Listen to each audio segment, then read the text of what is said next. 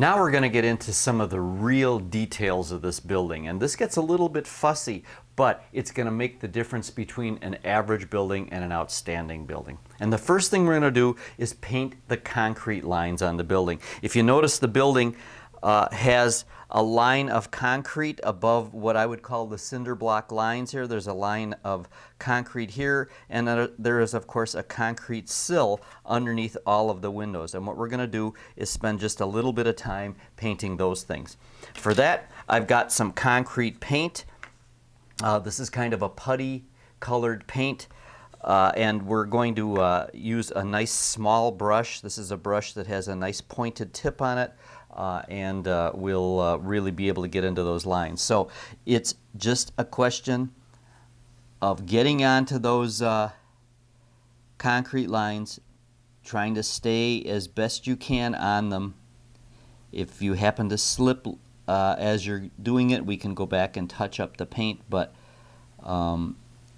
because these concrete lines are raised off the surface, it makes it relatively easy to stay on those concrete lines and not really muss some paint onto other parts of the model.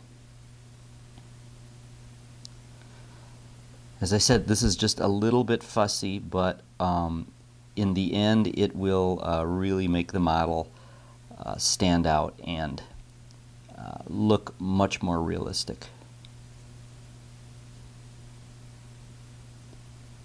And don't forget, some of the walls on the building that the structure that you're building are probably walls where the corners wrap around. So, and in the case of the wall that I'm doing right now, it does. So what we want to make sure we do is get those concrete lines wrapped around the side, like so.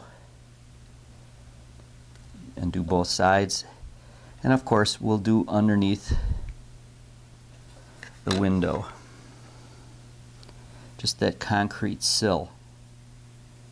Now, if you really want to get a little bit nutty and get into the detail work, and again, that separates the average buildings from the outstanding buildings, you'll want to tip that wall up a little bit and see if you can get into that sill, into the top of that sill. I'm not going to do it right here because these sills are very, very shallow and don't really have a whole lot of top surface to them. So we'll take all of the walls here, try to be as careful as we can.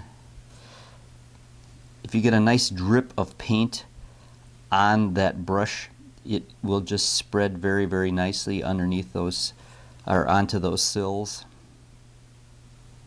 so you don't have to worry about scraping your brush along. And if the molding of the building is really good, you'll wind up with some nice square looking sills. So what I'm going to do now is finish up the concrete work on these walls. We'll let this dry and then we'll move on to some other details.